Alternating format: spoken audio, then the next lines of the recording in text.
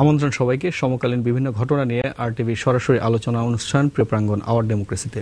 সঙ্গে আছি আমি লুৎফর রহমান। অনুষ্ঠানটি শনি থেকে বুধবার এই 5 দিন সরাসরি সম্প্রচার হয়। দর্শক, আজকে আমাদের আলোচনার বিষয় সাম্প্রতিক সময়, আর এ বিষয়ে আলোচনার জন্য আমাদের স্টুডিওতে আমন্ত্রিত হয়ে এসছেন ব্র্যাক বিশ্ববিদ্যালয়ের অর্থনীতি ও সমাজবিজ্ঞান বিভাগের অধ্যাপক ডক্টর পিয়াস করিম এবং ইন্ডিপেন্ডেন্ট বিশ্ববিদ্যালয়ের বিজনেস স্টাডিজ বিভাগের শিক্ষক মোহাম্মদ এ আরাফাত। দর্শক, চাইলে আপনিও আজকের এই আলোচনায় অংশ নিতে পারেন, জানাতে পারেন আপনার মূল্যবান মতামত। এই জন্য আমাদেরকে ফোন করুন 0961155443 নম্বরে। চলে যাচ্ছি মূল আলোচনায়। আপনাদের দুজনকে আমি স্বাগত জানাচ্ছি আরটিভি স্টুডিওতে। তবে নিয়ম মাফিক আমাদের হয়তো সামনে আরও অনেক দিনে আসবে। আজকে দুদকে আমরা যেটা দেখলাম যে একজন সোনালী ব্যাংকের কর্মকর্তাকে জিজ্ঞাসাবাদ করেছেন এবং সেখানে তিনি বলেছেন যে সোনালী ব্যাংকের ওই শাখার, রূপসী বাংলা শাখার 31 জন কর্মকর্তা জড়িত ছিলেন। এবং সবচেয়ে বড় বিষয় যেটা আমরা পত্রিকায় দেখছিলাম কয়েকদিন ধরে, যে একজন উপদেষ্টা, প্রধানমন্ত্রীর স্বাস্থ্য উপদেষ্টা ডক্টর মোদাসের আলীর নাম কিন্তু আজকে এসছে। তো এই বিষয়টা যদি আপনি প্রথম শুরু করেন। না, আমাকে খুব উৎকণ্ঠিত করেছে, আমাদের বাংলাদেশের লক্ষ লক্ষ কোটি মানুষকে উৎকণ্ঠিত করেছে।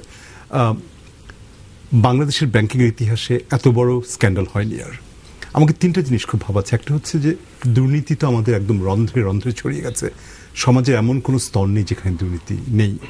আমরা জানি পৃথিবীতে পুরোপুরি দুর্নীতিমুক্ত সমাজ বলে কিছু নেই।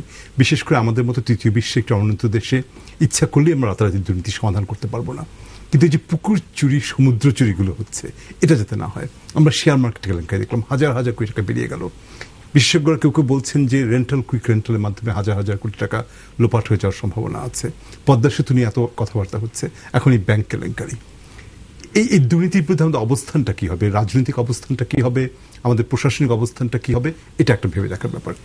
2 নম্বর ব্যাপার যেটা আমার কাছে মনে হয়েছে যে রাজনীতিকরণের ব্যাপারটা। প্রথমটা তো রাজনীতিকরণের ব্যাপার আসে, যে আপনাদের খবরই আসলো যে বাংলাদেশ সরকারের জন্য উপদেষ্টা সঙ্গে সংশ্লিষ্ট থাকার কথা শোনা যাচ্ছে।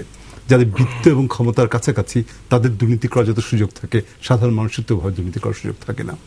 দ্বিতীয় ব্যাপারটা হচ্ছে রাজনীতিকরণের ব্যাপারটাতেই সরকারি ব্যাংকগুলো রাজনৈতিক কর্মীদের পুনর্বাসনের কেন্দ্র তৈরি হয়েছে। ধরা যাক আপনি ফার্মেসি কিংবা মেডিকেলের একজন ছাত্র, আপনি রাজনৈতিক দলের সঙ্গে, ক্ষমতাসীন দলের সঙ্গে সংশ্লিষ্ট, আপনাকে ব্যাংকের পরিচালনা পর্ষদের, আপনি দয়া করে নামটি বলেই দিন। আমি কারোর নাম বলছি না, আমি কারোর নাম বলতে চাই না। আমি একটা উদাহরণ, নাম বলে আমার মনে হয় দেশবাসী জেনে গেছে এর মধ্যে। না, যেমন নামটা না বলি, এদের মধ্যে একজন আমার স্নেহাস্পদ অনুজ প্রতিমা, আমি নামটা না বলি। কিন্তু কথা হচ্ছে যে, এবং তার বিরুদ্ধে ব্যক্তিগতভাবে কিছু বলছি না আমি, ও যদি শুনে থাকে প্রসেসটার কথা বলছি যে এই লোকটি তো ব্যাংকিং সেক্টরের কোনো অভিজ্ঞতা নেই। আমি ধরে নেই যে এই ব্যক্তিটির কোনো সদিচ্ছার অভাব নেই। আমি বিশ্বাস করতে চাই প্রমাণিত হওয়ার আগ পর্যন্ত যে তার কোনো সদিচ্ছার অভাব নেই, কিন্তু অভিজ্ঞতার অভাব তো আছে। আমাকে যদি আজকে ব্যাংকিং সেক্টরে বসিয়ে দেওয়া হয় এবং আমার সামনে যে টাকা পয়সা ছয় না হয়, আমি তো ধরতেও পারবো না। আমি তো কোনোদিন ব্যাংকিং সেক্টরে ছিলাম না। আরাফাত হতে পারবে না, আরাফাত বিজনেসের লোক, আমি তো পারবো না সমাজবিজ্ঞানের লোক। এই যে রাজনীতি করি এবং রাজনীতি দলের সংশ্লিষ্ট, সে কারণেই আমাকে একটা জায়গায় বসিয়ে দেওয়া হলো পরিচালনা পর্ষদের সদস্য করে। এটা খুব উদ্বেগজনক ব্যাপার। আর 3 নম্বর হচ্ছে যে সমন্বয়হীনতার ব্যাপারটা। আমরা পদ্মা সেতুর ব্যাপারে দেখেছি যে সরকার বাম হাত কি বলছে, ডান হাত তা বলছে না, বিভিন্ন কণ্ঠস্বর। বাংলাদেশ ব্যাংক থেকে প্রতিবেদন পাঠানো হলো পরিচালনা পর্ষদ ভেঙে দেওয়ার জন্য। অর্থমন্ত্রী বললেন যে ব্যাংকের কোনো এখতিয়ার নেই। আমার সামনে আরাফাত ফোন করেছিলেন আতিক ভাইয়ের কাছে, বাংলাদেশ ব্যাংকের গভর্নর। উনি বললেন, বলতে পারি কি আমরা ক্যামেরার সামনে, যে আসলে অর্থমন্ত্রী ওয়াজ মিসলেড, যে 2003 সালে যে ব্যাংক আইন রিভিশন করে কেন্দ্রীয় ব্যাংকে ক্ষমতা দেওয়া হয়েছে এ ধরনের ছিলেন না অর্থমন্ত্রীকে। আরেকটা বিষয় আমি সাপ্লিমেন্ট করতে চাই, সেটা হচ্ছে আজকে সোনালী ব্যাংকের চেয়ারম্যান উনি কিন্তু অর্থমন্ত্রীর সঙ্গে দেখা করেছেন এবং সেখানে তাতে বোঝা যায় কি যে কিছুটা অর্থমন্ত্রী বনাম বাংলাদেশ ব্যাংকের গভর্নর যেন এক ধরনের একটা দ্বন্দ্ব চলে আসছে আমাদের সামনে। আমি আশা করি এটা খুব ইনসারমাউন্টেবল দ্বন্দ্ব না। আমি আতিউর ভাইকে খুব যে বেশি জীবনে দেখা হচ্ছে তা না, যতটুকু দেখা হচ্ছে পছন্দ করেছি, ভালো লেগেছে, আতিউর ভাইকে পছন্দ করি। মুহিত সাহেবের সঙ্গে ওরকমভাবে কথা বলার সুযোগ হয়নি, কিন্তু তার কোনো ব্যাপার নয়। ব্যাপারটা হচ্ছে যে আমি আশা করি এরা কেউই আমার দলের লোক না, আমি কেউ সরকারি দলের লোক না, কিন্তু বাংলাদেশে একটা সুষ্ঠু প্রশাসনিক ব্যবস্থার স্বার্থে, বাংলাদেশের সুষ্ঠু ইকোনমিক ম্যানেজমেন্টের স্বার্থে এদের মধ্যে সুসম্পর্ক থাকুক, এটা আমরা সবাই চাই। সেটাই। আচ্ছা, একটা জিনিস বলবো যে আসলে একটা ভুল বুঝাবুঝিকে আসলে দ্বন্দ্ব না বলাই ভালো। এটা দ্বন্দ্বের ইস্যুস না। যতটুকু আমরা জানতে পারলাম যে আসলে somehow finance minister was misled, but he understood না। কিন্তু এখানে একটা ঘটনা ঘটেছে, সেটি হচ্ছে যে আজকে সোনালী ব্যাংকের পরিচালনা পর্ষদ নিজেরা বসছিলেন এবং তারা কিন্তু বলেছেন যে এই ঘটনা আসলে তারা দায়ী নয়, তারা কোনো দায় নিতে রাজি না। সেটা তারা তো তাদেরকে সেলফ ডিফেন্সে বলবেই। এখন আমরা পূর্ণাঙ্গ তদন্তের পরে এসে আমরা জিনিসটা বুঝবো। প্রথম যেটি আমি বলতে যাচ্ছিলাম যে এখানে দ্বন্দ্ব বিষয়টিকে আসলে আমরা মুখোমুখি দ্বন্দ্বের জায়গায় দাঁড় করিয়ে আসলে রাষ্ট্রের কোনো লাভ নাই। যদি কোনো ভুল বুঝাবুঝি হয়ে থাকে সেটা কিভাবে সলিউশনের দিকে যেতে পারে সেটাই আমাদের চেষ্টা থাকা উচিত, সেটা আমার পার্সোনাল ওপিনিয়ন। আরেকটা হচ্ছে যে ঘটনাটা ঘটেছে সেটা নজিরবিহীন, কোনো সন্দেহ নাই, এবং এটাকে নিয়ে আসলে ধিক্কার জানানোর ভাষা আমার ব্যক্তিগতভাবে নাই। এবং এখানে আমি যেটা মনে করি যে গভর্নমেন্টে যত মনিটরিং থাকুক এবং যত প্রিএমটিভ অ্যাকশন নেওয়া যায় থাকুক, পৃথিবীর বিভিন্ন দেশে, বিভিন্ন উন্নত দেশে অনেক ওয়েল ইকুইপড মনিটরিং সিস্টেমের পরেও এই ধরনের ঘটনা ঘটতে পারে। কিন্তু আমি যেটা দেখতে চাই সেটা হচ্ছে তারপরে অ্যাকশনগুলি কতটুকু মানে কড়া অ্যাকশন হচ্ছে এবং বিভিন্ন এক্স্যাক্টলি ইকোনমিস্টরাও অনেকে বলেছেন যে এই যে শুধু সাসপেন্ড করার মধ্য দিয়ে যারা এটার সাথে দায়ী আপনার এই শাস্তি কার্যকর করলে হবে না, আরো কড়া কঠিন থেকে কঠিনতম শাস্তি। এবং বাংলাদেশের বাস্তবতাটা কি জানেন, তৃতীয় বিশ্বের পিয়ার ভাবে বলেছেন এটা, যে পৃথিবীর বিভিন্ন দেশে দুর্নীতি হয়, তৃতীয় বিশ্বে এটার প্রবণতা বেশি। এবং সত্যিকার অর্থে দুর্নীতিটা হওয়ার সুযোগ থাকে তখনই যখন আপনি ক্ষমতা বলয়ের কাছে থাকেন। এটা একটা চিরাচরিত একটা অবস্থা বাংলাদেশের। সেই জায়গায় দাঁড়িয়ে যেটি হয় যে ইনফ্লুয়েন্স করার যে বিষয়টি, যেহেতু আপনি ক্ষমতার কাছাকাছি থাকেন, কিন্তু এই জিনিসটা কিন্তু একটা ঘটনার ক্ষেত্রে হচ্ছে তা না, প্রতিটি ঘটনার ক্ষেত্রে বিষয়টি এরকম। হয়তো একটি মিডিয়াতে এসছে, হয়তো তার সাইজটা বড়, অর্থের অ্যামাউন্টটা বড়, তো এইটাকে হয়তো উসিলা করে আমার যেটা এক্সপেকটেশন থাকবে যে এই যে ওই অসুস্থ চর্চার বিষয়গুলিকে আমরা হয়তো আস্তে আস্তে অতিক্রম করে একটা সুস্থ প্রক্রিয়ার মধ্যে দিয়ে প্রত্যেকটা সেক্টরে হয়তো আসার সুযোগ তৈরি হবে। এটা একটা শুরু হতে পারে আমাদের, অফকোর্স, এবং সেভাবে আমি দেখতে চাই। এবং এখানে আপনার কাছে আবার আসবো, আমাদের একটি ফোন কল আছে। দর্শক আপনার নাম বলে প্রশ্নটি করে ফেলুন ঝটপট। জি, আসসালামু আলাইকুম। আমি সাইফ আলমিন বলছিলাম ফার্মগেট থেকে। জি, আমার প্রশ্নটা হচ্ছে, আমি পিয়াস স্যারের কাছে আমার প্রশ্ন যে এখানে একজন মাননীয় প্রধানমন্ত্রীর একজন উপদেষ্টার নামও আসছে এই দুর্নীতিটাতে, ব্যাংকের কেলেঙ্কারির এখানে। সো এই নামটা জাতির সামনে চলে আসা উচিত। এবং পদ্মা সেতুর ব্যাপারেও দুর্নীতির একটা জিনিস, এত বড় ব্যাংকে একটা কেলেঙ্কারি হলো, এ ধরনের একটা জিনিসও আমরা জানতে পারলাম। রিয়েলি এই জিনিসগুলোর কোনো অ্যাকশন আমরা আজ পর্যন্ত দেখছি না, যার জন্য আমাদের সাহসটা এরকম বেড়ে যাচ্ছে। এবং সরকারি কর্মকর্তারা মনে করে থাকেন তারা এতই ইমিউন যে তাদেরকে কেউ কিছু করতে পারবে না, ধরা ছোঁয়ার বাইরে। এই যে পাবলিক মানি নিয়ে, জনগণের টাকা নিয়ে এই ধরনের খেলা তারা করবেন এবং পার পেয়ে যাবেন। স্যার, আমি আপনার কাছে কাইন্ডলি বলবো যে আপনার এ ব্যাপারে কি আমি দর্শক নামটা আমরা জানতে চাই স্যার। নামটা ইতিমধ্যে দর্শক আমরা বলেছি, তো আপনি যদি বলেন নাম। আমি বলছি ডক্টর মুদাসসির আলী, উনি স্বাস্থ্য উপদেষ্টা, গণপ্রজাতন্ত্রী বাংলাদেশ সরকারের প্রধানমন্ত্রী উপদেষ্টা। না, আমি দর্শক শ্রোতার সেন্টিমেন্টের সঙ্গে পুরোপুরি একমত। আমাদের এখানে অ্যাকাউন্টেবিলিটি তৈরি হচ্ছে না, পুকুর চুরি করে আমরা পার পেয়ে যাচ্ছি। এখানে একজন সাসপেন্ডেড হলো, সেখানে একজনকে মন্ত্রিপরিষদ থেকে পদত্যাগ করতে দেওয়া হলো, আবার ফিরে এলেন দপ্তরবিহীন মন্ত্রী ইত্যাদি। কিন্তু আসলে যেরকম দৃষ্টান্তমূলক শাস্তি হওয়া উচিত সে শাস্তিগুলো হচ্ছে না। আরেকটা বিষয়, কিন্তু আমাদের প্রধানমন্ত্রী উপদেষ্টা, তাদেরকে তো নেওয়া হয়েছিল, তাকে উপদেশ দিবেন, তাকে পরামর্শ দিবেন, কিন্তু উপদেষ্টাদের নামই বারে বারে ঘুরে ফিরে আসছে। শুধু এই উপদেষ্টা নয়, আরেকজন অর্থ বিষয়ক উপদেষ্টা, তার নামও পদ্মা সেতুতে। আমি জানি না, আরাফাত আমার থেকে ভালো বলতে পারবেন হয়তো, উনি বলমূলক খোঁজা আছে যে বলতে পারবেন, কিন্তু আমি ঠিক জানি না তারা কতটা উপদেশ দেন কিংবা প্রথমে তাদের উপদেশ কতটা শোনেন এবং ওভারঅল গভর্নেন্স তাদের কতটা ভূমিকা আছে, এই তথ্যগুলো আমার কাছে নেই। বাট আমি আপনার সাথে একমত পোষণ করছি যে এটি তো প্রত্যাশা উচিত, তারা উপদেশ দেবেন, তাদের উপদেশ শুনে আমরা ধাপে ধাপে উন্নতির পথে এগিয়ে যাব, তাই তো আদর্শ প্রত্যাশা উচিত। কিন্তু প্রত্যাশার সঙ্গে বাস্তবতার খুব মিল হচ্ছে বলে আমার মনে হয় না। এখানে আমি একটু বলতে চাই, দেখুন যে নাম উঠে আসছে মানেই যে মহাভারত অশুদ্ধ হয়ে গেল, এইভাবে ভাবার কোনো কারণ নেই। যখন কেউ কাজ করে, তারা তো রাজনৈতিক ব্যক্তিত্ব না। আমরা জানি যে রাজনৈতিক ব্যক্তিত্ব, যারা রাজনৈতিক নেতা, তাদের একটা জবাবদিহিতার জায়গা থাকে, কিন্তু এইসব উপদেষ্টাদের জবাবদিহিতার জায়গা আছে। কার কাছে জবাবদিহি করবেন? আমি বলি আপনাকে কার কাছে, এটা due process, rules of business মেনেই এগুলো করা হয়েছে। এটা একটা পলিটিক্যাল রেটরিক্স হয়ে গেছে সব জায়গায়। জবাবদিহিতা নাই, তারা কেন আছে? অফকোর্স আছে। একটা ডেমোক্রেটিক গভর্নমেন্টে প্রাইম মিনিস্টারের প্রেরোগেটিভ, শি ক্যান অ্যাপয়েন্ট উপদেষ্টা, এবং prime minister is an elected. জবাবদিহিতা তাদের প্রাইম মিনিস্টারের কাছে, প্রাইম মিনিস্টার জনগণের কাছে। At the end of the day inherent জবাবদিহিতা, অ্যাকাউন্টেবিলিটি আছে। এটা একটা অবাঞ্ছিত মানে বিতর্ক হবে যদি আমরা যাই, সেখানে আমি যেতে চাই না। জিনিসটা যেটি হচ্ছে যে পদ্মা সেতুর ইস্যুসটা কিন্তু পুরো আলাদা, এটার সাথে এটা ইন্টারলিঙ্ক করার কিছু নাই। পদ্মা সেতু নিয়ে দুর্নীতির কোনো স্কোপ কোথাও ছিল না, নাই, এটা আমি ক্যাটেগরিক্যালি বলছি। First of all, there was no money disbursement. Secondly, there is no specific allegations, there is nothing as such. তো যাই হোক, সেটি একটা পলিটিক্যাল কারণ আছে, সেগুলো আমরা জানি এবং আস্তে আস্তে বের হয়ে আসছে এবং আরও ভবিষ্যতে বের হয়ে আসবে। আর কিছু বিষয় ঘটলেই সাথে সাথে সবকিছু খোলাসা হয়ে যায় না, হয়তো সময় লাগবে। তবে সোনালী ব্যাংকের যে বিষয়টা, সেটা যেটা আমি বললাম, যেটা একটা নজিরবিহীন ঘটনা। এখানে যে দুর্নীতির ব্যাপারগুলি ঘটেছে, এখানে পরিচালনা পর্ষদ হোক, সরকারের অ্যাপয়েন্টেড পরিচালনা পর্ষদের সদস্য হোক, সরকারের উপদেষ্টা হোক, এবং ব্যাংকের কর্মচারী হোক, বিজনেসম্যান হোক, যেই হোক, এইখানে একটা বড় ধরনের আপনার অ্যাকশনে যেতে হবে। এবং এইটা আমি নিজে as a citizen of the country, আমি সবকিছুকে মিলিয়ে ঝুলে ফেলে দেখতে চাই না। আমি স্পেসিফিকলি সুনির্দিষ্টভাবে মানে কেস বাই কেস দেখতে চাই বিষয়গুলি। সোনালী ব্যাংকের ক্ষেত্রে এখানে এটা আমার ব্যক্তিগতভাবে একটা চাওয়া থাকবে, এবং আমি নিজেও এটাকে ওয়াচিডগের মতন দেখবো যে কি অ্যাকশন গভর্নমেন্ট নিচ্ছে এবং নিচ্ছে কিনা। উপদেশের নাম উঠে এসেছে একটা আপনার সিটিংয়ে, উঠে আসলেই মহা অপরাধ করে ফেলছেন তা তো না, বাট দেখতে চাই the completion of it. We want to see it, এবং এভরিডে এটার ডেভেলপমেন্ট কি হচ্ছে দেখতে চাই, এবং যেই আসুক এটার মানে যে কনভিক্টেড হবে তার মানে একটা কড়া শাস্তি আমরা দেখতে চাই, সে ব্যাপারে কোনো সন্দেহ নেই। ঠিক আছে, আমরা কি কড়া শাস্তি দেখবো? আমি দুটো ব্যাপারে একটু আরাফাতের সঙ্গে দ্বিমত পোষণ করতে উনি একটি কথা বলেছেন যে উপদেষ্টাদের জবাবদিহিতার কথাটা বলেছেন উনি, আপনি কি ওর সঙ্গে একমত? প্রধানমন্ত্রী উপদেষ্টা নিয়োগ করতে পারেন, সে ব্যাপারে কিছু না, কিন্তু উপদেষ্টার সঙ্গে মন্ত্রীদের দায়িত্বের সমন্বয়টা থাকছে কিনা, মানে পররাষ্ট্রমন্ত্রী পররাষ্ট্রনীতির ব্যাপারে বেশি গুরুত্বপূর্ণ না পররাষ্ট্র উপদেষ্টা বেশি গুরুত্বপূর্ণ? এক্স্যাক্টলি, আমরা তো দেখছি স্বাস্থ্য উপদেষ্টার সঙ্গে স্বাস্থ্যমন্ত্রীর আমি দ্বন্দ্বই বলছি, ম্যাক্সিমাম জায়গাতে কিন্তু আমরা দেখছি মন্ত্রী উপদেষ্টার কাছে মন্ত্রী বাড়ি থেকে শুনেছেন তার সচিব বদলি হয়ে গেছে। সুনির্দিষ্টভাবে বলেন তো। আপনি পররাষ্ট্র মন্ত্রণালয় বলেন, আপনি স্বাস্থ্য মন্ত্রণালয় বলেন, পররাষ্ট্র মন্ত্রণালয় পররাষ্ট্র মন্ত্রণালয় বলেন আমাকে কোন জায়গায় আপনি চাপা পড়তে দেখছেন? ওরা নিজেরা নিজেদের মধ্যে সমন্বয় নিয়ে কাজ করছে, আপনি কিভাবে দেখছেন? পত্রিকার এসছে এই খবরগুলো আর কি। এখানে আসলে আমাদের সময় কম, আমরা হয়তো এত ডিটেইলে যেতে পারবো না, কিন্তু প্রধানমন্ত্রী ভারত সফরের সময় তার সূচি নিয়ে কিন্তু একটি বিতর্ক তৈরি হয়েছিল, যেটা পররাষ্ট্র উপদেষ্টা যেটা বলেছিলেন, পররাষ্ট্র মন্ত্রণালয় কিন্তু সেটা জানতেন না। এবং স্বাস্থ্য উপদেষ্টার দ্বন্দ্বের কথা যদি মনে কাগজে উঠেছে, আমার কাছে কিন্তু সমস্যা হচ্ছে সমন্বয়হীনতা। উপদেষ্টা নিয়োগ করতে পারেন, কিন্তু উপদেষ্টা আলটিমেটলি কার কাছে অ্যাকাউন্টেবল সেটা নিয়ে কিন্তু খুব স্পষ্ট ধারণা নেই। আর দ্বিতীয় কথা যে পদ্মা সেতুর ব্যাপারে আমি একটু বলি, তারপর আপনি আবার সুযোগ পাবেন।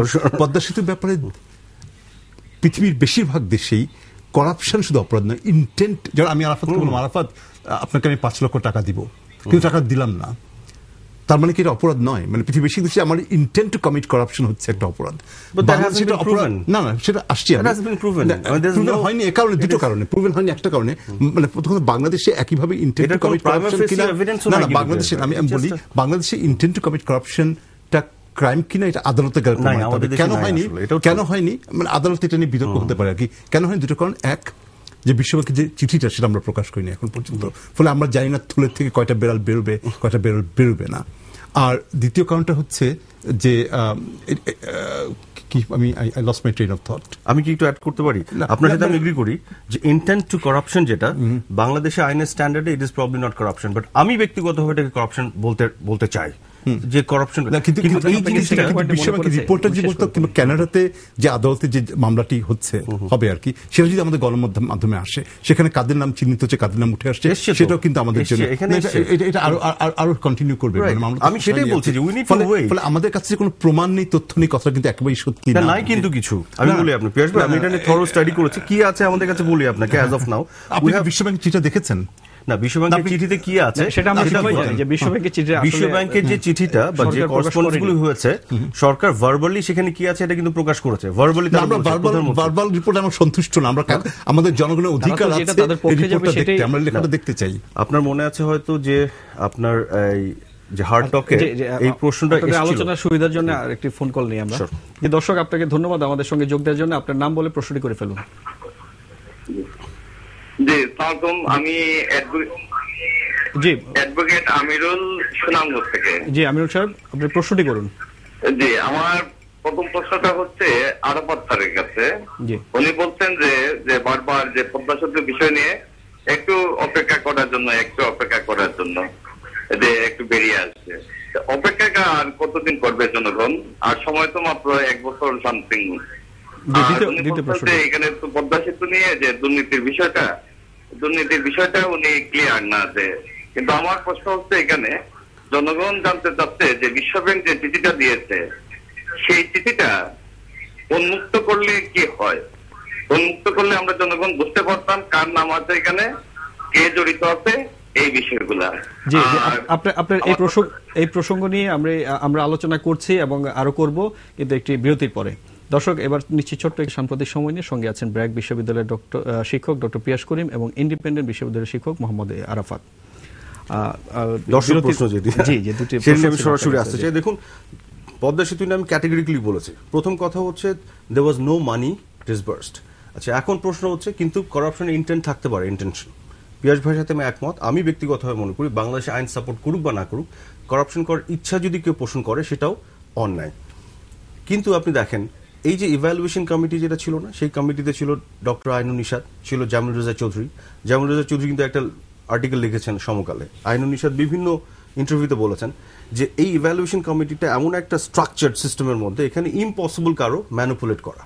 তো যে দুর্নীতি করবে, যে মন্ত্রী বা কথিত, তাদের তো কোনো অ্যাক্সেসই নাই ইভ্যালুয়েশন কমিটিতে। তারা তো কাউকে ওইখানে কাজ পাইয়ে দেওয়ার সুযোগই নাই। আমি ধরেন আবুল হোসেনকে বিশ্বাস করি না, কিন্তু জামিল রেজা চৌধুরীকে তো বিশ্বাস করি, ডক্টর আইনুন নিশাতকে বিশ্বাস করি।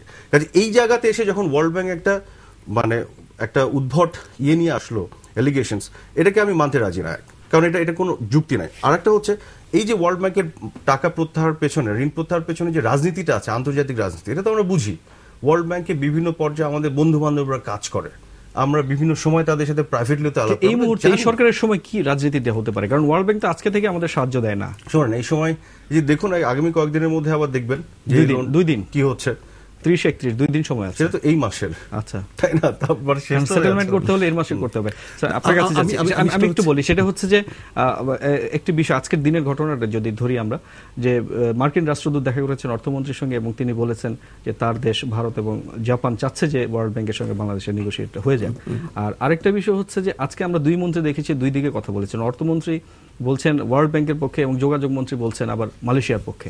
তো সবকিছু মিলে এক ধরনের ধোঁয়াশা তৈরি হচ্ছে। সরকারের মধ্যে বিভিন্ন কণ্ঠস্বর, এই কণ্ঠস্বরের সমন্বয় হচ্ছে না। একদিকে মন্ত্রিসভায় প্রস্তাব পাশ করা হয়েছে যে বিশ্বব্যাংকের সঙ্গে দেন দরবার করা হবে না, টাকা চাওয়া হবে না। তার 3 দিন পরে না 4 দিন পরে না 1 সপ্তাহ পরে দেখলাম যে 3টা অপশন বিবেচনা করছে। তার মধ্যে একটা অপশন হচ্ছে বিশ্বব্যাংকের সঙ্গে নেগোশিয়েট করা। প্রধানমন্ত্রী বলেছেন বিশ্বব্যাংক পার্সেন্টেজ নাই, অপরদিকে বিশ্বব্যাংকের কাছে ধরনা দেওয়া হচ্ছে। এই জগা খিচুড়ি কাজগুলো সরকারের মধ্যে হচ্ছে। আমি আরাফাতের সঙ্গে যে ব্যাপারে একটু দ্বিমত পোষণ করি, সেটা হচ্ছে সরকারের যদি এতই বুকের জোর থাকে যে কোনো করাপশন হয়নি, করাপশনের ইন্টেনশন হয়নি, তাহলে বিশ্বব্যাংকের চিঠিটা প্রকাশ করতে আপত্তিটা কোথায়? যেখানে বিশ্বব্যাংক থেকে, আমি শেষ করি, বিশ্বব্যাংকে যেমন আপনার বন্ধু আছে, আমার বন্ধু আছে। বিশ্বব্যাংক is a political organisation in many ways. এই যে ব্রেটন উডসের পরে যে ইন্টারন্যাশনাল ফিনান্সিয়াল ইনস্টিটিউশন তৈরি হয়েছে, কিন্তু বাংলাদেশের ক্ষেত্রে বিশ্বব্যাংকের কি রাজনৈতিক কাজ করলো এটা আমার কাছে স্পষ্ট না, আরাফাতের কাছে স্পষ্ট হতে পারে। কারণ আরাফাত, আপনি যাদেরকে ডিফেন্ড করছেন তারা তো বিশ্বব্যাংকের বিরুদ্ধে কোনো অবস্থান নেয়নি রে ভাই। তারা ফিদেল ক্যাস্ট্রো না, তারা হিউগো চাভেজ না। এরা বিশ্বব্যাংক IMF এর কাছে ভিক্ষার থলি নিয়ে ঘুরে বেড়েছে এত বছর ধরে। হঠাৎ করে বিশ্বব্যাংকের কি রাজনৈতিক ইচ্ছা লাগলো আপনার গভর্নমেন্টকে স্যাবোটাজ করা, এটা আমার কাছে স্পষ্ট না। এটা আপনার ধোঁয়াশা তৈরি করছেন, আপনার ধোঁয়াশা তৈরি করছেন এই কথাগুলো বলে আপনার অন্যায়টাকে ঢাকার চেষ্টা করছেন। কারণ বিশ্বব্যাংকের এই পরিস্থিতিতে কি রাজনৈতিক উদ্দেশ্য থাকতে পারে এটা আমার কাছে আমি ক্লারিফাই করি। আচ্ছা, একটা জিনিস হচ্ছে যে প্রথম যেটি বললেন যে কেন চিঠিটা উন্মুক্ত করছে না, প্রধানমন্ত্রী কিন্তু ক্যাটেগরিক্যালি হার্ড টকের সেই ইন্টারভিউতে বলেছেন যে দেয়ার ইজ অ্যান এমবার্গো। বিশ্বব্যাংক বলেছে তাদের কোনো আপত্তি নাই। আচ্ছা, আপনাদের ভুলে না, প্রধানমন্ত্রী আসলে আমরা সবাই আটকে যাচ্ছি। আচ্ছা, তারপরে দ্বিতীয় যে বিষয়টি হচ্ছে যে প্রধানমন্ত্রী নিজে এবং অর্থমন্ত্রী সংসদে চিঠির মধ্যে করেসপন্ডেন্সের মধ্যে কি হচ্ছে তারা কিন্তু সংসদে দাঁড়িয়েও বলেছে। আপনার যদি কিছু জানা থাকে, আপনি যদি এই টকশোর মাধ্যমে একটু জানান জাতিকে আসলে কি আছে বিশ্বব্যাংকে। এগুলো তো সংসদে দাঁড়িয়ে যেটা রেকর্ডেড অর্থমন্ত্রী বলেছে। আমাদের এতটা আস্থার কোনো সুযোগ নেই যে আমাদের নেতারা যে যা দাঁড়িয়ে বলবেন তা সবই আমাদের বিশ্বাস করতে হবে। আমাদের অতটা আস্থা আমাদের নেতাদের প্রতি নেই। আমি সরি, আমার চিঠিটা দেখতে চাই। That's a different issue. আমরা চিঠিটা দেখতে চাই। আমরা আরেকটা জিনিস হচ্ছে যে বিশ্বব্যাংকের সাথে যে রাজনীতি যে বিষয়টি, বর্তমান সরকারের, ইউ আর রাইট, যে বাংলাদেশে বিশ্বব্যাংকের উপর যে ডিপেন্ডেন্সটা আমাদের, সেটা দীর্ঘদিন ধরে আছে। হুট করে আমরা তার বলের বাইরে চলে আসতে পারবো না। কিন্তু এই সরকার কিন্তু রাইট ফ্রম দ্য বিগিনিং, যেটা আমি দেখেছি বিভিন্নভাবে, এবং আপনার ক্লারিফিকেশনে আমি কিছু উদাহরণ দিব, তারা বিভিন্ন ধরনের ইনিশিয়েটিভ নিয়েছে যেগুলো বিশ্বব্যাংকের তাদের যে ডমিনেন্সের বাইরে। যেমন একটাই হচ্ছে যে আমরা কিন্তু এই গত 3.5 বছর ধরে দেখছি আমরা কান্ট্রি রিস্ক র্যাঙ্কিং যেটা, সেটা বাংলাদেশ করছে। এটা আগে আমি মেনশন করছি, এটা করার ওয়ান অফ দ্য রিজন হচ্ছে আমরা যাতে বাইরে থেকে কমার্শিয়াল লোন আনতে পারি আমাদের বড় বড় ইনফ্রাস্ট্রাকচার প্রজেক্টকে ফান্ড করার জন্য। এইটা করতে গেলে যারা ধরেন এই কমার্শিয়াল ফান্ড যেগুলো প্রাইভেট সেক্টরে, তাদের কিন্তু টাকা গোটা বিশ্বব্যাপী এই ডোনার এজেন্সিদের চেয়ে অনেক বহুগুণে বেশি, এবং বিশ্বের বহু উন্নত দেশ সেই কমার্শিয়াল ফান্ডের মাধ্যমে কিন্তু তাদের ইনফ্রাস্ট্রাকচার ডেভেলপমেন্ট করেছে। তো এই জিনিসগুলো যদি আমরা করতে যাই তাহলে তারা তো আমাদেরকে দয়া করে আসবে না। কাজে তাদের একটা তাদের ROI রিটার্ন অন ইনভেস্টমেন্টের সিকিউরড হতে হবে। সেটা তারা কিভাবে বুঝবে? ওই যে আমাদের র্যাঙ্কিং দেখে, তাই তো? সেই র্যাঙ্কিং এ কিন্তু এই গভর্নমেন্ট আসার পরেই কিন্তু বাংলাদেশের অবস্থান আসে, মানে তারা এই জিনিসটা করছে। এখন দেখেন এটা কেন করলো? কারণ হচ্ছে একটা দরজা খুললো, এই যে বিশ্ব ব্যাংকের উপর আমাদের ডিপেন্ডেন্স, এবং তারা যখন যা বলেছে তাই শোনার যে বিষয়টা, সেটা যে আমরা শুনবো না, এই যে কিছুটা হলো যে ডিফারেন্সের জায়গাটা, এই কিছু কিছু উইন্ডো খুলেছে বলে আমরা করতে পেরেছি। আপনার কথাগুলো শুনতে খুব ভালো লাগছে। আমি একটা কথা বলতে পারবো? অবশ্যই অবশ্যই। সেটা হচ্ছে আরো কিছু জিনিস বলি, আরো কয়েকটা এক্সাম্পল আরাফাতকে আমি আরেকটা আমি একটু ভুলে গেছিলাম, ইফ ইউ অ্যালাউ মি। আরেকটা জিনিস দেখেন, এই বিশ্ব ব্যাংক আমাদেরকে পঞ্চবার্ষিকী পরিকল্পনার বাইরে গত সরকারের সময় যে দারিদ্র্য বিমোচন কৌশলপত্রে বাধ্য করেছিল, আমাদের চালের উৎপাদন না করে আমদানি করতে বাধ্য করেছিল। অথচ এই বিশ্ব ব্যাংকের এই যে চাপের বাইরে যে আমরা PRSP কে বাদ দিয়ে আমরা কিন্তু আবার পঞ্চবার্ষিকী পরিকল্পনায় চলে গেছি, আমরা চাল স্বয়ংসম্পূর্ণ হওয়া দিয়ে গেছি। বিভিন্ন এক্সাম্পল দিতে পারবো বিশ্ব ব্যাংকের ডমিনেন্সের বাইরে গভর্নমেন্ট অবস্থান নিয়েছে। ডমিনেন্সের বাইরে চলে যাচ্ছে বলে আমার অনুজপ্রতিম বন্ধু আরাফাত হচ্ছে বাংলাদেশ সরকারের পক্ষে যে কয়েকজন লোক রেশনালি কথা বলেন তাদের মধ্যে একজন।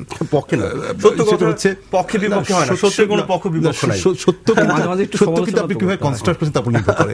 উনি রেশনাল কথা বলেন, কিন্তু উনি যে কারণগুলো দেখালেন যে এই কারণে বিশ্বব্যাংক পদ্মা সেতু টাকা উইথড্র করেছেন, তার একটা এম্পিরিক্যাল প্রমাণ দিতে পারবেন না। তাহলে আপনি কি বলার চেষ্টা করছেন? আপনি এই কাজগুলো করেছেন তার জন্য?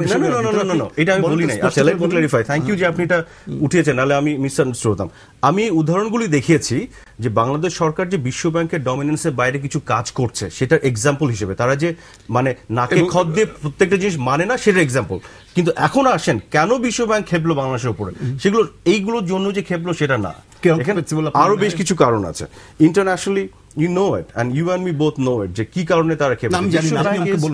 বিশ্ব bank is under the dominance of America, we know it। এই বিতর্কটা চললে আসলে আমাদের সময় হয়তো কভার করবে না। আপনার এর সঙ্গে একটু যোগ করছে, সেটা হচ্ছে যে বিশ্ব ব্যাংকের এই পদক্ষেপের পিছনে কিন্তু আমাদের সরকার পক্ষ থেকে আবার ডক্টর ইউনূসকে জড়ানো হচ্ছে। অফ কোর্স, আপনাকে আমি সিম্পলি বলি একটা জিনিস, আচ্ছা উনি ওনারটা শুনে আপনার কাছে যাব আমি। যাই হোক, আপনাকে আমি বলি, দেখেন ওয়ার্ল্ড ব্যাংকের আমাদের $1 বিলিয়ন ক্যাশ বাজেট সাপোর্ট দেওয়ার কথা ছিল, গত বছর 2011 এপ্রিলে ক্যান্সেল করেছে। IMF এর যে $1 বিলিয়ন বাজেট সাপোর্ট দেওয়ার কথা ছিল, সেটা বাংলাদেশের ব্যালেন্স অফ পেমেন্টের ক্রাইসিসটা যখন শুরু হলো, সেটা তার ডিলে করতে করতে ফাইনালি এসে স্ট্যাগার্ড পেমেন্টের মাধ্যমে প্রথম দিল $300 মিলিয়ন। মানে আমরা যাতে এটা নিয়ে মধুচন্দ্রিমা না করতে পারি। তারপর আপনি দেখেন এই যে গার্মেন্টস এর ইস্যুটা নিয়েও তারা এক ধরনের, আবার যে ওদের সেখানেও কি doctor Yunus, listen to me, জিনিসটা তো ওইখানে আপনাকে সামগ্রিকভাবে জিনিসটা বুঝতে হবে।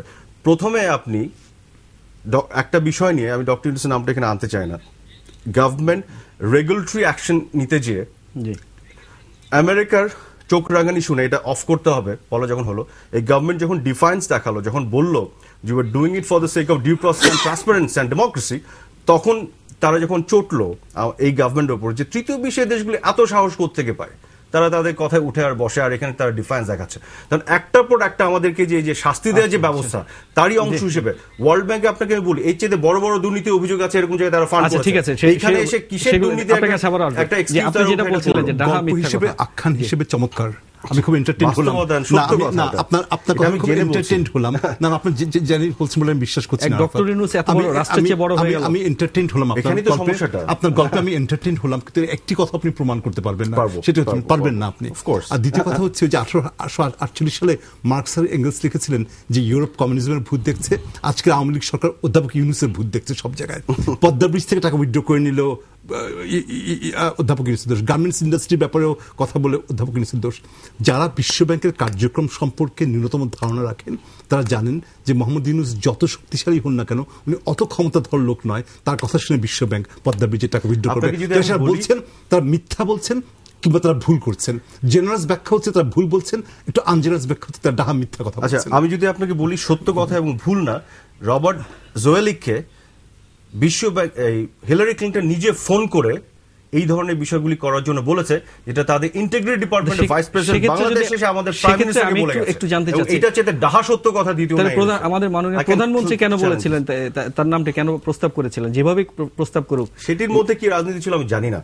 I have no idea, ওখানে উনি যোগ করে না সার্কাস্টিক্যালি না সেটা করে বলেছেন আমি জানি না। That is different issue. নিছক কৌতুক করে হতে পারে যে তোমরা এত তোমাদের ইচ্ছা, তোমাদের প্রিয় একজন মানুষকে বাংলাদেশ এই গ্রামীণ ব্যাংকের এমডি বানাতে চাও, তোমাদের যে প্রতিষ্ঠান ওয়ার্ল্ড ব্যাংক, সেখানে তোমরা তাকে প্রেসিডেন্ট বানিয়ে দাও, এরকম কোন একটা তাহলে তো আজকে আমাদের কোনো সমস্যাই থাকতো না। আমরা এক্স্যাক্টলি এরকম কোন চিন্তা ভাবনা থেকে বলতে পারি। আমি জানি না, এটা আমি আমরা তর্ক করছি, কিন্তু আরাফাত কিন্তু আমি জেনুইনলি লাইক করি, একদম কোনো আইরনি নেই, আমি খুব পছন্দ করি।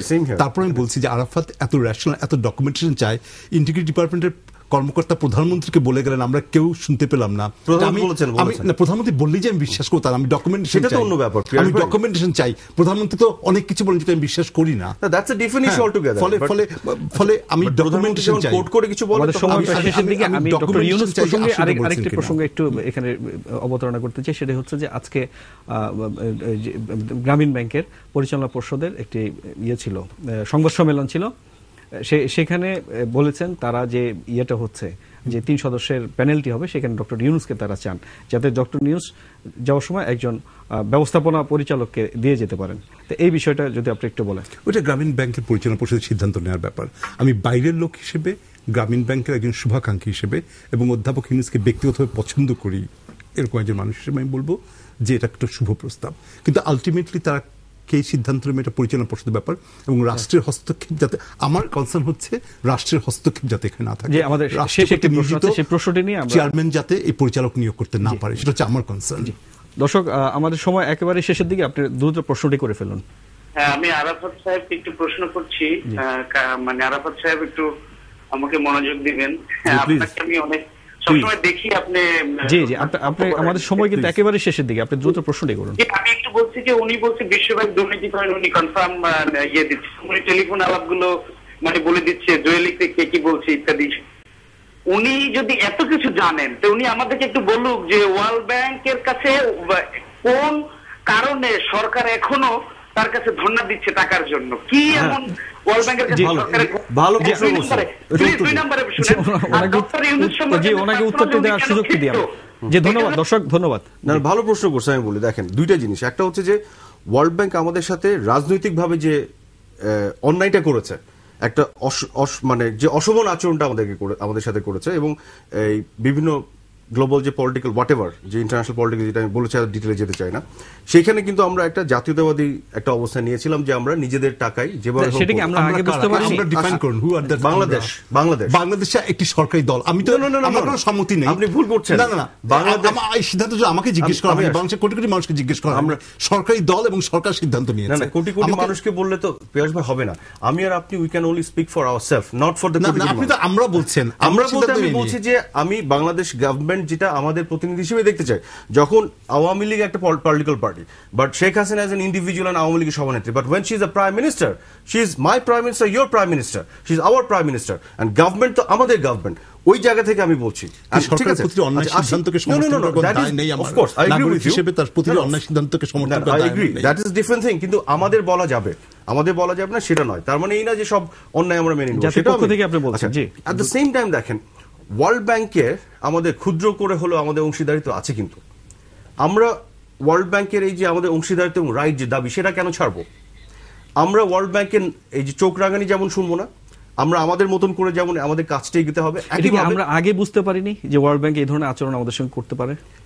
আপনি তো অনেক কিছু আগে বুঝতে পারেন না, সবকিছু তো আগে বোঝেন না। ওয়ার্ল্ড ব্যাংকের চরিত্রটা তো আমরা স্বাধীনতা পর থেকে আপনি কেন বুঝতে পারবেন না? বিভিন্ন ভাবে তো এটা নিয়েই তো অনেক ঝামেলা হয়েছে গত 3.5 বছর হয়েছে বিভিন্ন ইস্যুস নিয়ে। কেন বুঝতে পারবো না? অবশ্যই পারবো। এবং তারা শুধু কি পদ্মা সেতু বন্ধ করেছে, যে দর্শক ফোন করেছিল তার গাদার্থে বলছি, তারা আমাদের প্রাইভেট সেক্টরে বিদ্যুৎ সেক্টরের প্রজেক্ট বন্ধ করেছে। বিএনপি আমলে তারা 7টি প্রজেক্ট থেকে তাদের ঋণ প্রত্যাহার করে নেয়, তখন কিন্তু আওয়ামী লীগ এর সাধুবাদ জানিয়েছিল। তখন কিন্তু বলেছিল যে বিএনপি দুর্নীতির কারণে তারা সরে এসেছে। ওয়ার্ল্ড ব্যাংকের এবং আইএমএফ এর ডেমোক্রেটাইজেশনের কথা বলে এসেছি। 2007 সালে আমরা কিন্তু উদ্যোগী একটা গণ আদালত করেছি এখানে। আরাফাত যাদের সমর্থন করছে তাদের কাউকে কিন্তু তখন পাইনি আমরা আমাদের সাথে। হ্যাঁ, আমরা কিন্তু ওয়ার্ল্ড ব্যাংকের গণতান্ত্রিকরণের কথা বহুদিন ধরে বলে এসেছি। তারা হয়তো তাদের প্ল্যাটফর্ম থেকে এটা করেছে, আপনার প্ল্যাটফর্ম জানি না, আমি কোন প্ল্যাটফর্ম দেখিনি। আমি যেমন এটা জানতাম না। আপনি যেটা বলছেন এই পদ্মা সেতুর ঘটনার আগে ওয়ার্ল্ড ব্যাংকের প্রতি দাঁতে দেখি, আপনি যেটা বলছেন এটা ব্যাপারে আমিও জানতাম। আমাদের সময় একেবারে শেষের দিকে, আপনি একেবারে কাজে ওয়ার্ল্ড ব্যাংকে আমাদের যে অংশীদারিত্ব আছে সেই দাবিটা কেন আমরা ছাড়বো? সেটা তো আমরা ছাড়বো না, তাদের সাথে নেগোসিয়েশন আমরা চালাবো, আবার তার চোখ রাঙানির কাছে আমরা আত্মসমর্পণ করবো না। সেই অবস্থানটা থাকতে হবে। ফিরে গেলেন টাকার জন্য, না, কোথায় করলেন না, কোথায় আত্মসমর্পণ করতে বাকি রেখেছেন কোথায়? আচ্ছা, একেবারে শেষের দিকে আমরা এটা হচ্ছে আমার কথা হচ্ছে যে আওয়ামী লীগ সরকার এবং তার সমর্থক বুদ্ধিজীবীরা, আরাফাত নয়, আরাফাত আমার পছন্দের লোক, তাকে বাদ দিলাম। আপনি কি মনে করেন উনি সরকারি দলকে ওন করেন? কেন আমাকে বলেন, বায়াস কি করব, বন্ধুত্ব একটা ব্যাপার আছে তো। কিন্তু উনি কি সরকারি দলের প্রতিনিধি হিসেবে কথা বলছেন আজকে? কিন্তু যত রকমের বিভ্রান্তি ছড়ানো সম্ভব, যত রকমের ধোঁয়াশা সৃষ্টি করা সম্ভব তারা করছেন, কিন্তু জনগণ এত বোকা নয়, জনগণ can see through this things. এটাই হচ্ছে আমার শেষ বক্তব্য। আমি যেটা মনে করি আসলে সত্য কথাগুলো উঠে আসছে না বিভিন্নভাবে, এটা আমি এগ্রি করি পিয়াস ভাইয়ের সাথে যে সরকারি দল না, আমি রাদার বলবো যে ধোঁয়াশা তৈরি হচ্ছে বিভিন্ন ইস্যু নিয়ে। অনেক কিছু আমি দেখেছি যেটা পাবলিক পারসেপশন একটা ক্রিয়েট করার প্রচেষ্টা আছে, কিন্তু ফ্যাক্টস একেবারে উল্টো। কাজে এখানে আমি যেটা দাবি করবো সেটা হচ্ছে তিনটা জিনিস যেটা আমি নিজে পার্সোনালি মেনে চলি। একটা হচ্ছে সততা, আরেকটা হচ্ছে নলেজ অ্যান্ড সাহস। তিনটা সমন্বয়ে আপনার ইনফরমেশন দেখতে হবে এবং এটা ডিসপ্লে করতে হবে। আমরা আশা করবো সরকার পক্ষ থেকে এই ধোঁয়াশা কাটানো হবে। যে আপনাদেরকে অনেক ধন্যবাদ এত রাতে আমাদেরকে সময় দেওয়ার জন্য। দর্শক, এতক্ষণ দেখছিলেন প্রিয় প্রাঙ্গণ আওয়ার ডেমোক্রেসি।